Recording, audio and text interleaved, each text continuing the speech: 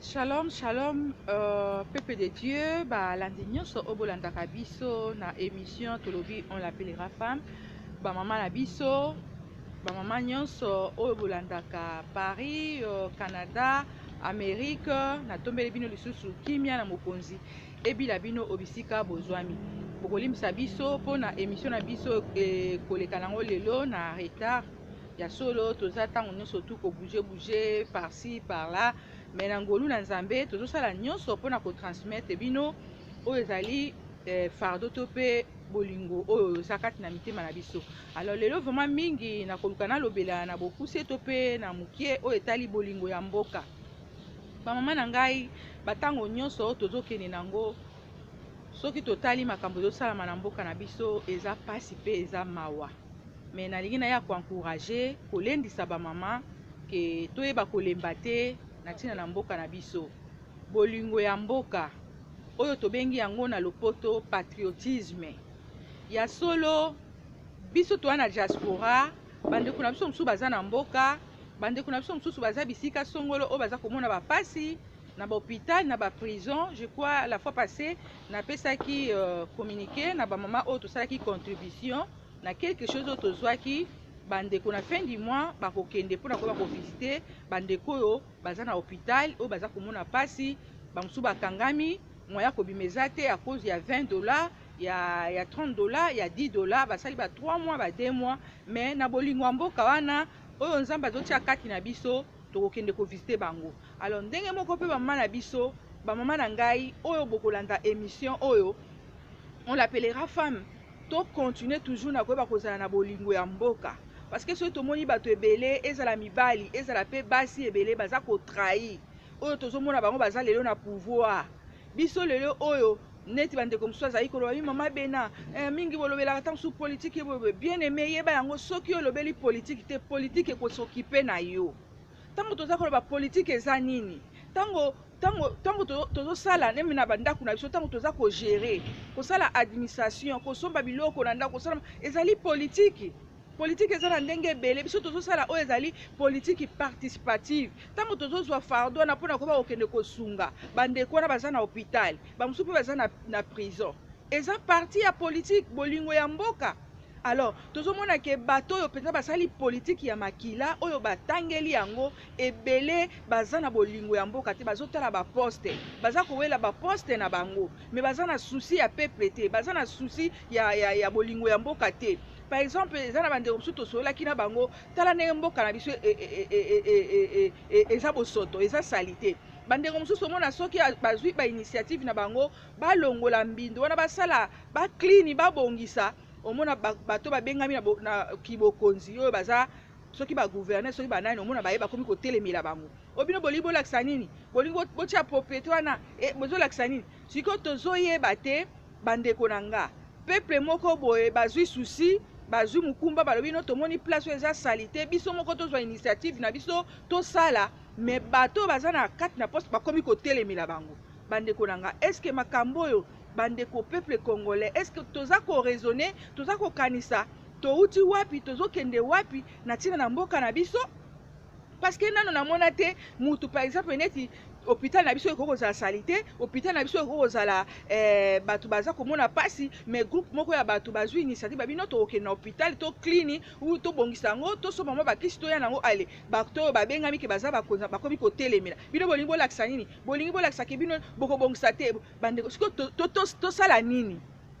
Mais bandeko na ngai tolemba te na on l'appellera femme, bamama tolemba te, mabele eza ya biso, mboka eza ya biso. Bandeko ebele baza kosufi baza komona pasi, mais biso oyo nzambe atie kati na motema mpo toyeba kosunga tolemba te. Eloko ya makasi oyo naza koloba fo tokobondela mingi bamama, kokota na kati ya bapriere na losambo kobondela mingi mpona mabele afin ke nzambe apesa bakonzi ya malamu. Oyebi ke soki nzambe apesi bakonzi oyo baza kobanga ye oyo baza kosalela ye, oyebi bato nyonso bakozala na kimia mpe bakopambulama. Mais soki bakonzi oyo baza likolo oyo baza na bakisi, baza na baokitisme, baza na bamagie, baza na makambo ebele, yeba peuple oyo aza na se akosouffrir. akomona pasi parce que obi bato babomaka baza na souci ya bato te oyo biso to banglais abalobaka adonke aza na ye mafu olia te aza te okufa botala kaka neti na temps oyo peuple na biso ndenge akufi botala bato ebele bazolobela yango mepa oyo babengami ke baza bato baza na kati ya pouvoir bazolobela meme pa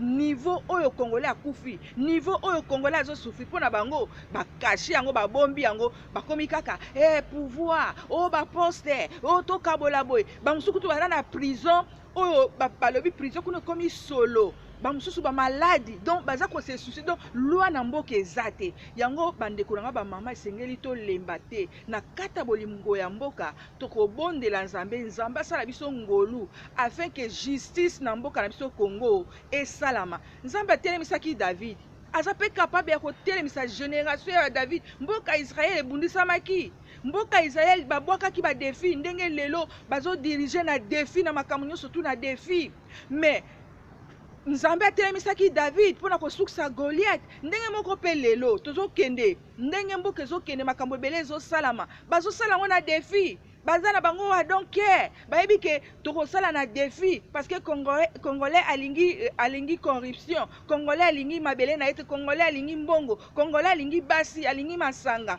Mais Bible eza koyebisa biso ke nesika bato mabe batondi ebele ata ntango mosusu ata juste moko akozala. Yango ba mama na ngai ntango mosusu juste wana koyi kozala yo Nzambe aza capable ya koyoka ne fiske priere ya juste moko to néglige te bamama bolemba te ko bapriere tozosala Nzambe aza wapi, Nzambe azoyoka o azoyoka te. Non, Nzambe ayokaka mpe asalaka. Nzambe akendaka na bato ntina suka. Nzambe aza passion. Oyebi ke Nzambe bolingo na Nzambe so tobi totala yango ntango mbula ebetaka eza bolingo na Nzambe bato malamu na bato mabe babénéficiaka nango.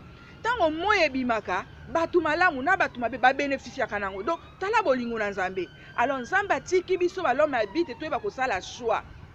Ezana makambo susu Nzambe akokita te ekosenga ifo bato basala yango, mais ezana bato bazwi baposte ebele bazosala te mpona kosunga peuple na bango bolingo ya mboka kolinga peuple na bango. Nde yango na siko tokomi na étape oyo sengeli kobondela Nzambe afin que le surnaturel oyo eza ya Nzambe ekita na mboka Congo oyo omoni na ntango ya bana Israel ntango balekaki na bamikakata makambo ebele omona Moïse abimisi nyoka Pharaon pa bimisi nyoka banyoka mibale bimaki, mais nyoka ya moko emelaki ya mosusu. Na ngongo tokomi na ngo bana na Nzambe to se décourager te toza na pawa toza na ngolu meme bato baokitisme bato basimba bakisi bato basala ba magie meme suka boyoka bango te balobaka Nzambe kaka ayebi kaza na bakisi na ye ayebi kaza na ba magie na ye, mais quelque part là asuka kaka Nzambe ka parce que vie ya mutu bomo ya mutu kufa ya mutu eza na maboko na Nzambe. Mutu akoki kotelemela Nzambe aza te, me bato to baza na pouvoir wana. Leo Mobutu aza wapi?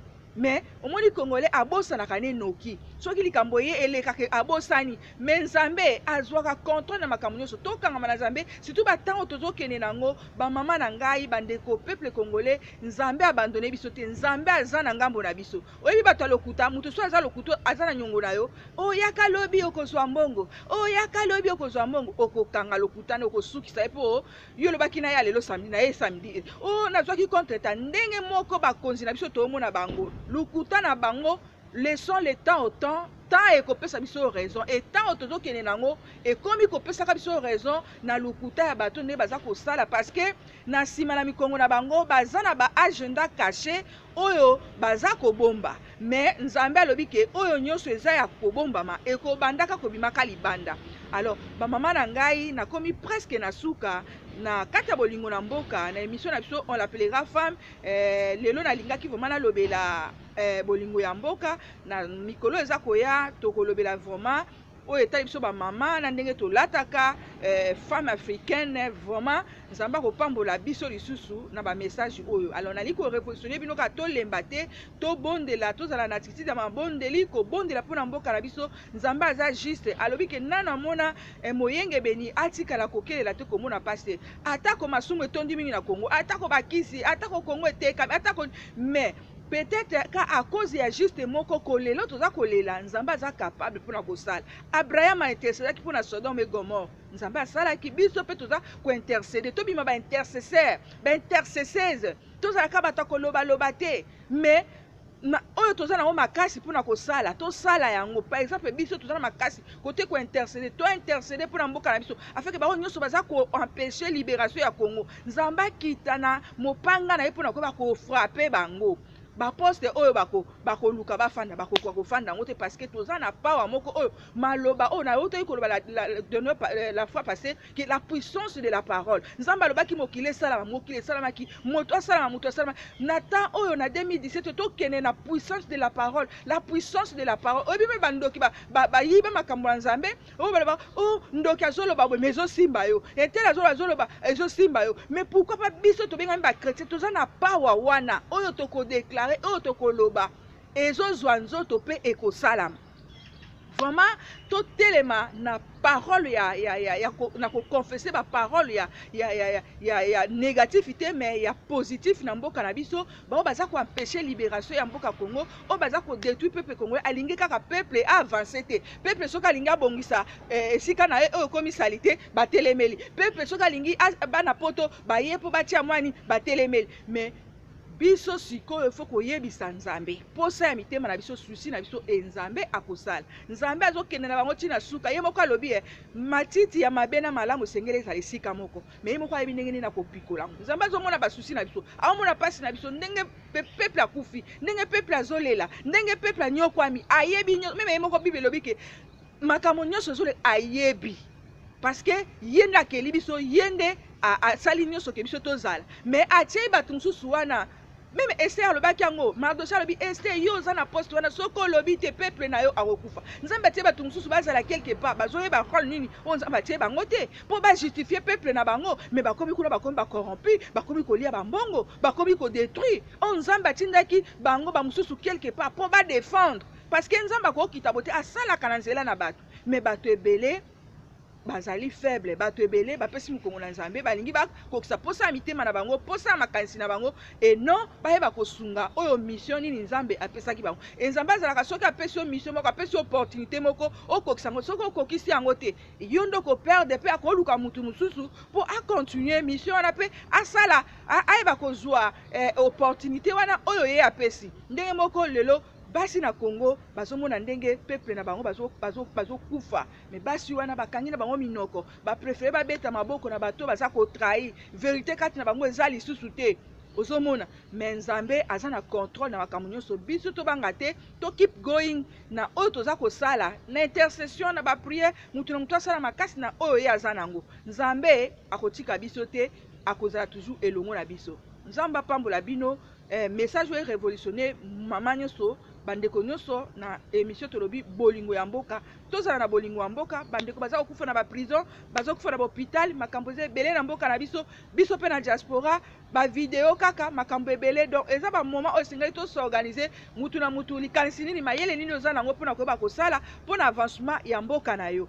Vraiment nakomi presque à la fin awa naza na Londres et tobosani te matanga ya Lingwala bandeko na biso Niclette akufisaki mobali matanga na ye enterrement ekosala ma samedi oyo bana Lingwala nyonso organisation nyonso ya bana Lingwala matanga eza na Camden. Vraiment bo soutenir ndeko akufisi mobali famille ya Yaya ya Apollo et tobosani te Shalako nde aza kosala organisation ya bana Lingwala tokutana na Shalako mpona mo ba contribution na biso pe ko aider ndeko enterrement kosala ma samedi. Merci. Tobosani pete le messager proverbe 30 ba mama à Paris ba mama ya wapi mama bena na émission oyo révolutionner biso tozala na bolingo mboka na tolemba te Nzambe na ngambo na biso. Nzambe aza pour Congo mais balobi mieux vaut la fin que le commencement.